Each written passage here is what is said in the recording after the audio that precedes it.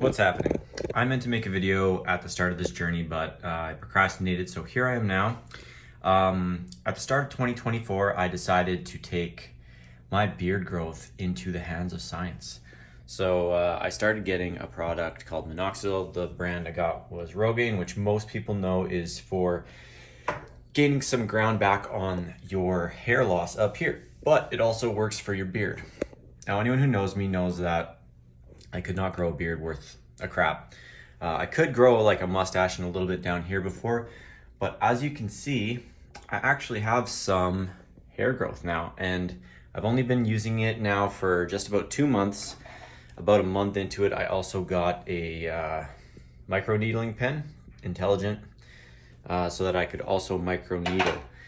So far, 2 months in, I'm very stoked to see the progress of what it's done so far, because I literally had nothing. Prior to this whole thing, I let my facial hair grow up for 2 months straight, and I'll attach pictures of that eventually. It is pretty brutal, to say the least. And I also started microneedling for my hairline because it's receded, and then it's also super thin at the crown area here. Honestly, since starting using Rogaine up there and microneedling, not that I care to gain back that ground, because I don't really care about it. I got my head tattooed anyways.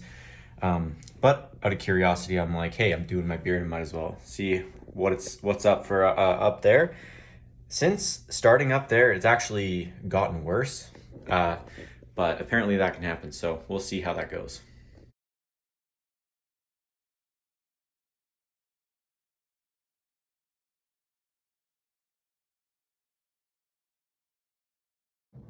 So now it's been over a year since I started my beard protocol growth. I started in January 2024. It's now February 2025. And as you can see, it is insanely different than it was before. Not that this is an insanely good beard, but I had pretty much nothing before. Based on the pictures, you could tell. There's still some patchiness for sure. This side's a little bit thicker than the other side. I don't know why, but just the way it is. But yeah, going over the protocol, I was using this intelligent pen once every second week. I'd do it on a Friday so that the redness of my skin from microneedling would be gone by the Monday, as well as any flaky and dried skin. And then for the minoxidil, Rogaine, I started using this 2 times a day in January, but then it started getting pretty expensive, so I just started doing it once before bed every night. And I would say that it's the more cost-effective way to do it, but if money's not an option or not an issue, you could definitely do it 2 times a day for the most effective usage of it. One thing I will say though is I was very diligent with it. I only took a 2-week break. In the summer, I went to Japan, so I wasn't going to bother bringing all the stuff and having to do that. I was playing music, so I didn't want to have like crap on my face or a red face or anything like that. But outside of that, I did it. I stuck to my protocol. So one thing I will say is if you're gonna get into it, make sure you're committed to it. Don't just, spend a few $100s on minoxidil and think this is way too expensive to maintain. If that's the case, don't even bother starting, because the whole process is, I noticed I got a lot of peach fuzz hairs, and then like initially there was a ton of peach fuzz hairs. Then as the months went on, they got bigger and bigger and bigger till they were fully matured hairs. Some of these hairs are still not even fully matured. They're still pretty fine. So I'll likely continue on with using minoxidil, maybe even for another year, to just let those hairs thicken up. But the problem I've read on like Reddit and stuff like that is a lot of people will get started for like 3 months. They'll be like, oh, I barely saw any progress.